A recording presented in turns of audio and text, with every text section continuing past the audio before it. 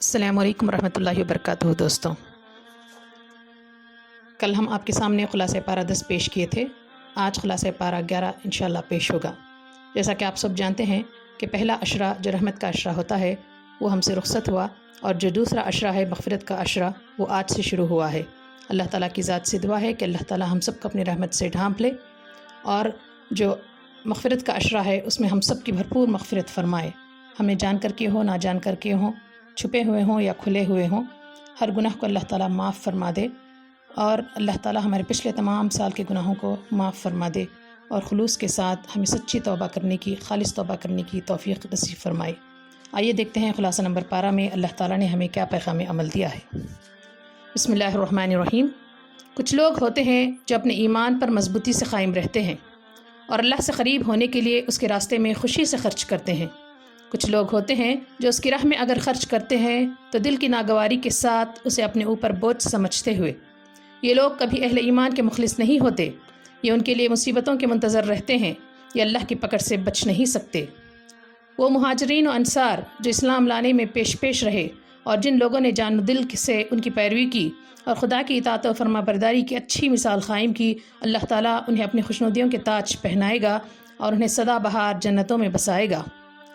اللہ کے راستے میں خرچ کرو، اس سے تمہیں پاکی حاصل ہوگی اور تمہاری زندگی سنور جائے گی۔ یاد رکھو، اللہ اپنے بندوں کی توبہ بھی قبول کرتا ہے اور ان کے صدقات بھی قبول کرتا ہے۔ خوش نصیب ہے وہ جس کی توبہ اور جس کی خیرات اللہ کے ہاں قبول ہو جائے۔ تم عمل کرو، اللہ، اس کا رسول اور ایمان والے تمہارا عمل دیکھیں گے، پھر اس ہستی کے سامنے تمہیں حاضر ہونا ہے جس سے کوئی بھی چیز پوشیدہ نہیں۔ وہاں تمہارے عمل کی صحیح قیمت متعین ہوگی۔ عبادت کی جگہ وہ مسجد ہے جس کی بنیاد اول روز سے تقوی پر قائم ہو، اور اسے ایسے لوگ آباد رکھیں جو پاک رہنا پسند کرتے ہیں۔ اللہ کو پاکیزگی اختیار کرنے والے لوگ پسند ہیں۔ اگر تمہیں اپنی جان اور اپنے مال کا سودا کرنا ہے تو اللہ کے ہاتھ ہی سودا کرو، اور جب اللہ کا حکم ہو تو اپنی جان اور اپنے مال کے ساتھ حاضر ہو جاؤ۔ اللہ کے ہاتھ اپنی جان و مال کا سودا کرنے والوں کی شان ہی کچھ اور ہوتی ہے۔ اللہ کی طرف بار بار پلٹنے والے، اس کی بندگی کا حق ادا کرنے والے، اس کے گن گانے والے اور اس کی خاطر دیس دیس گھومنے والے، اس کے آگے رکوع اور سجدہ کرنے والے، نیکی کا حکم دینے والے اور برائی سے روکنے والے اور اللہ کے احکام کا خیال رکھنے والے، سچے مومن ایسے ہی ہوتے ہیں۔ اللہ کی طرف سے خوشخبریاں انہی کے لیے ہیں۔ اللہم اجعلنا منہم، اللہ ہم سب کو ان میں سے بنائے۔ اللہ کی ناراضگی سے بچو اور راست بازوں کے ساتھ رہو۔ سچے ایمان والوں کا طریقہ یہ نہیں ہے کہ وہ اللہ کے دین کی طرف سے بے پرواہ ہو کر اپنی اپنی فکر میں لگ جائیں۔ ایمان والوں کو ہر آن اس کی فکر ہونی چاہیے کہ نیکی کمانے کا کوئی موقع ان کے ہاتھ سے نہ جانے پائے، اور ان پر یہ دھن سوار رہنی چاہیے کہ کس طرح اللہ کے حضور بہترین سے بہترین عمل پیش کر سکیں۔ دین میں گہری سمجھ بوجھ حاصل کرنے کا کوئی موقع ہاتھ سے نہ جانے دو، خواہ اس کے لیے گھر بار چھوڑنا پڑے، اور جب لوٹ کر آؤ تو اس جذبے کے ساتھ آؤ کہ اپنے قوم کو سنبھالنا ہے۔ اللہ کے رسول کی ناقدری نہ کرو، ان سے محبت کرو۔ اہل ایمان کا مشقت میں پڑنا ان پر شاخ گزرتا اور ان کی کامیابی کے لیے وہ فکر مند رہتے ہیں۔ ایمان لانے والوں کے لیے وہ نہایت شفیق اور مہربان۔ اگر تم ان کی ناقدری کرو گے تو خود اپنا بگاڑو گے، ان کا کچھ نہیں بگڑے گا، ان کے لیے تو اللہ کافی ہے۔ تم جدھر نظر اٹھاؤ گے اور جس چیز پر بھی غور کرو گے تم کو اللہ کی نشانیاں نظر آئیں گی۔ ان نشانیوں سے اپنے رب کو پہچانو۔ جو لوگ اللہ سے ملنے کی توقع نہیں رکھتے، دنیا کی زندگی میں کھوئے ہوئے اور اسی میں مگن ہیں اور اللہ کی نشانیوں سے غافل ہیں، ان کے کرتوتوں کی سزا جہنم ہے۔ اور جو لوگ ایمان رکھتے ہیں اور اچھے کام کرتے ہیں، ان کے ایمان کی بدولت ان کا رب انہیں کامیابی کی راہ دکھاتا ہے، وہ آخرت میں جنت سے ہمکنار ہوں گے۔ اللہم اجعلنا منہم۔ اللہ کو ہر حال میں یاد رکھو، ایسا نہ ہو کہ جب تم پر کوئی سخت وقت آئے تو کھڑے بیٹھے اور لیٹے اللہ کو پکارو، اور جب اللہ مصیبت ٹال دے تو ایسے چل نکلو جیسے تم نے کسی برے وقت میں اللہ کو پکارا ہی نہیں تھا۔ دنیا کی چند روزہ لذت تم کو آخرت سے غافل نہ کر دے۔ دنیا کی زندگی کی مثال تو ایسی ہے جیسے آسمان سے بارش ہوئی تو زمین کے پودے خوب گھنے ہو گئے، پھر عین اس وقت جب کہ زمین اپنی بہار پر تھی اور کھیتیاں بنی سوری کھڑی تھیں، کھیت والوں کو بالکل یقین ہو چلا کہ اب وہ پیداوار پوری طرح ان کے قبضے میں ہے۔ ایک کسی لمحہ اللہ کا حکم آیا اور وہ پوری کھیتی اس طرح غارت ہوگی جیسے کہ کل وہاں کچھ تھا ہی نہیں۔ اس میں اللہ کی بڑی نشانیاں ہیں ان لوگوں کے لیے جو غور و فکر کرتے ہیں۔ نعوذ باللہ من ذالک، اللہ تعالی ہم سب کی حفاظت فرمائے اس سے۔ اللہ اس منزل کی طرف بلا رہا ہے جہاں سلامتی ہی سلامتی ہے، وہ جسے چاہتا ہے سیدھے راستے کی توفیق دیتا ہے۔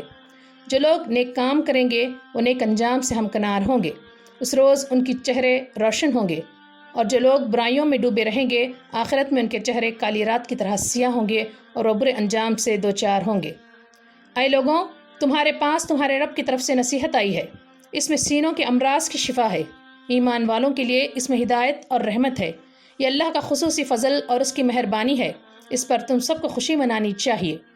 یہ تو دنیا والوں کے سارے خزانوں سے بڑھ کر ہے، اس کی قدر کرو اور اسے سینے سے لگاؤ، اس سے محروم ہو جانا سب سے بڑی محرومی ہے۔ اللہ کے دوست بن جاؤ، ایمان لے آؤ اور اللہ کی ناراضگی سے بچنے کی فکر کرو، تمہیں نہ کوئی غم ہوگا اور نہ کوئی خوف ہوگا، بلکہ دنیا اور آخرت دونوں جگہ خوشیاں اور خوشخبریاں تمہارا استقبال کریں گی۔ اللہم اجعلنا منہم۔ نوح علیہ السلام سے لے کے موسیٰ تک نبیوں کی پوری تاریخ بتاتی ہے کہ نبی ہمیشہ روشن نشانیوں کے ساتھ قوم کو جگانے کے لیے آتے رہے اور ان کی قومیں انہیں جھٹلاتی رہیں۔ جھٹلانے والی قوموں کا انجام دیکھو اور عبرت حاصل کرو۔ یاد رکھو، اہل ایمان کو شدید ظلم و ستم اور سخت آزمائشوں کا سامنا کرنا پڑ سکتا ہے، یہ کوئی نئی بات نہیں ہے، ہر دور میں ایسا ہوتا رہا ہے۔ ایسے حالات میں رب پر بھروسہ رکھو، اسی سے مدد کی دعا کرو، نماز قائم کرتے رہو، اپنے دین پر ثابت قدم رہو اور ظالموں کے ڈر سے یا ان کی شان و شوکت سے مروب ہو کر اپنا راستہ نہ بدلو۔ یقین رکھو اللہ کے پاس ایمان والوں کے لیے بڑی اچھی خبریں ہیں، اس دنیا میں بھی اچھی خبریں ہیں اور آخرت میں بھی اچھی خبریں ہیں۔ جو لوگ زمین میں فساد برپا کرتے ہیں، انسانوں کو اپنے مال و دولت سے گمراہ کرتے ہیں اور انسانوں پر ظلم کرتے ہیں، وہ سب سن لیں کہ ابھی بھی ان کے پاس توبہ کرنے اور سدھر جانے کا موقع ہے، لیکن جب ان کا وقت آ جائے گا تب ان کی توبہ قبول نہیں کی جائے گی۔ ایسے ہر ظالم کے لیے فرعون کے انجام میں عبرت کا سامان ہے، ڈوبتے وقت اس کا ایمان لانا اس کے کچھ کام نہیں آیا۔ لوگ تمہارے دین میں کتنا ہی شک کریں، تم اپنے ایمان پر مضبوطی سے جمے رہو، یکسو ہو کر خود کو دین پر قائم رکھو، شرک کے قریب نہ پھٹکو، اللہ کے سوا کسی کو مت پکارو، کوئی نہ فائدہ پہنچا سکتا ہے اور نہ نقصان، اللہ کی طرف سے حق آ گیا ہے، اب ہدایت حاصل کرنے کا فیصلہ تمہیں خود کرنا ہے۔ اگر چاہتے ہو کہ آخرت کا فیصلہ تمہارے حق میں ہو تو اللہ کی کتاب کی پیروی کرو اور صبر کے ساتھ جمے رہو، یاد رکھو اللہ بہترین فیصلہ کرنے والا ہے۔ اللہ کی کتاب میں ہر بات تفصیل سے بتا دی گئی ہے، سیدھا راستہ واضح ہو چکا ہے، اللہ کی بندگی کرو، اپنے رب سے معافی مانگو اور اس کی طرف رجوع کرو، اللہ دنیا میں اچھی زندگی عطا کرے گا اور آخرت میں جو انعام کا مستحق ہوگا اسے انعام دے گا۔ اللہ سے ڈرو، کسی کی کوئی بات اس سے پوشیدہ نہیں رہتی۔ یہ تھا خلاصہ نمبر 11۔ انشاءاللہ کل پھر ہم حاضر ہوں گے خلاصہ نمبر 12 کے ساتھ۔ اجازت دیں، السلام علیکم ورحمۃ اللہ وبرکاتہ۔